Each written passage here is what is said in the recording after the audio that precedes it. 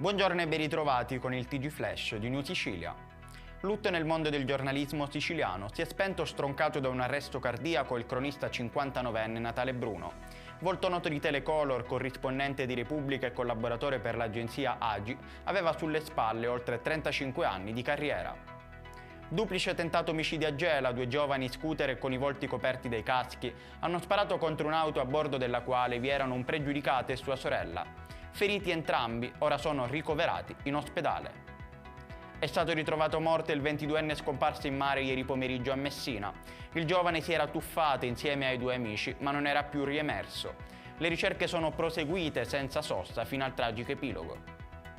Restano in carcere amica e fidanzato della 25enne moldava Vera Schiopu, trovata morta sabato pomeriggio in un casolare a Ramacca, nel Catanese. L'accusa è di omicidio volontario, avevano tentato di simulare un suicidio. La Dea Bendata continua a premiare la Sicilia, vinti 150.000 euro a Monreale in provincia di Palermo e 30.000 euro ad Avola nel Siracusano.